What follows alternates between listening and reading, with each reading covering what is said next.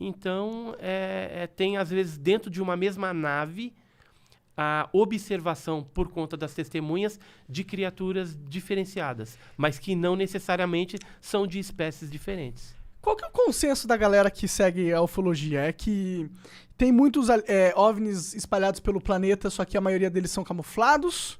Ou são poucos casos que acontecem realmente da galera deles virem pra cá?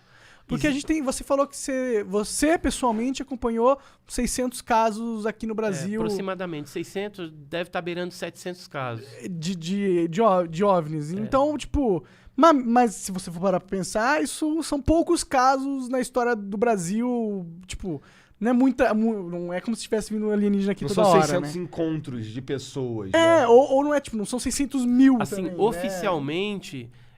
passa aí de 6 milhões a estatística de observações. Mas deve ter muito tempo? aí que são Sim. a tiazinha lá que tava meio grog depois de ter tomado uns 3 Dramin. Não, esses registros que eu falo 6 milhões é que passaram por um crivo e se chegou à conclusão de que era OVNI mesmo. Quem que é a autoridade máxima explicado nesse sentido? Quem que Quem é que decide? Quem que fala, pô, esse bagulho é um OVNI?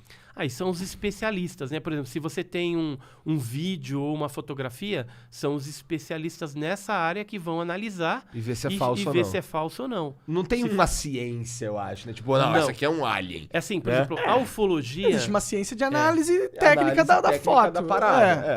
O que acontece? A ufologia ela é uma paraciência.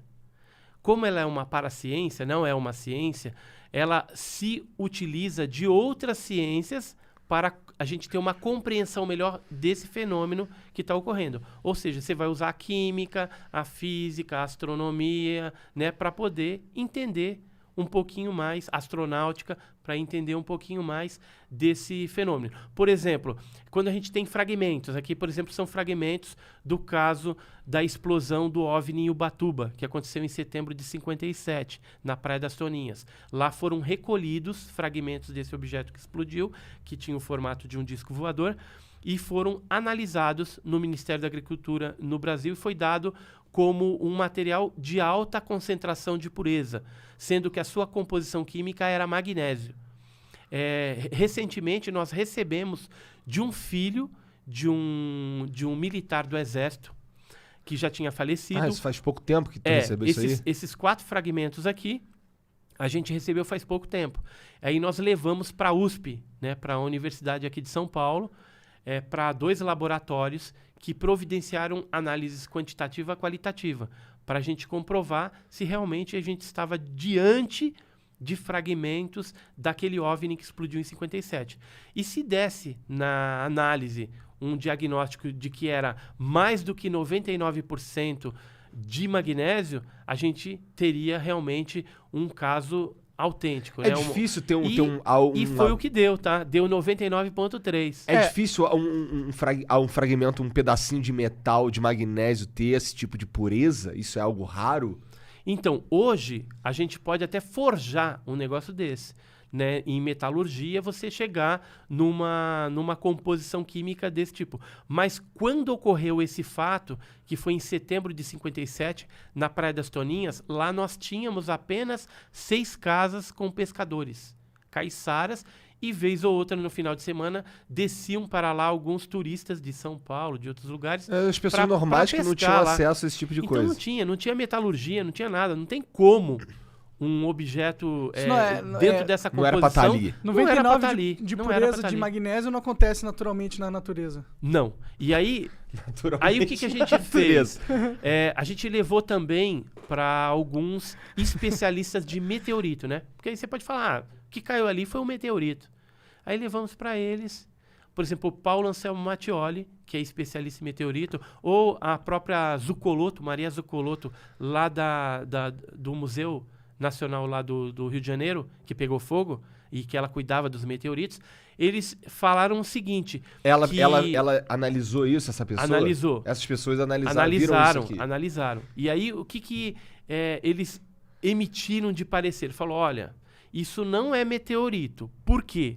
Porque meteoritos que caíram na Terra, que têm em sua composição magnésio, no máximo estourando, teria 26% de magnésio.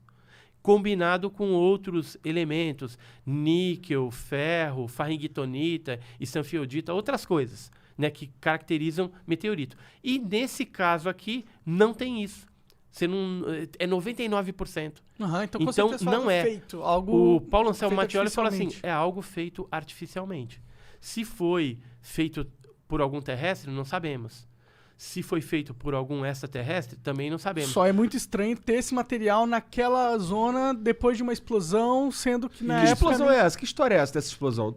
Eu tô por fora. O que estourou? Então, foi visto por pescadores e alguns turistas ali na praia um objeto se aproximando em forma de disco. Quando ele chegou bem próximo da linha d'água, ele começou a subir. Quando ele subiu, ele explodiu, né? E voou vários pedaços pequenos na praia, né? E na areia também, que foram coletados. E alguns pedaços grandes afundaram, submergiram no mar. Que depois a gente ficou sabendo que foi recolhido pela Marinha brasileira. Estiveram com um barco lá recolhendo esses pedaços maiores, né? E esse caso aí, alguns fragmentos chegaram na mão do Ibrahim Suede, que era um colunista do jornal carioca, o Globo, de bastante repercussão naquela época, e ele publicou isso, né, numa notícia, e o doutor Olavo Teixeira Fontes, que era um médico e ufólogo também naquela época, já falecido, ele teve a oportunidade de pegar esses fragmentos e mandar analisar.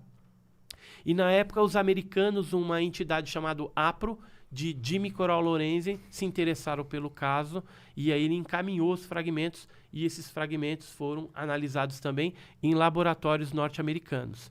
O que a gente sabe hoje é que há uma atenção muito grande em cima desse material por parte da comunidade científica.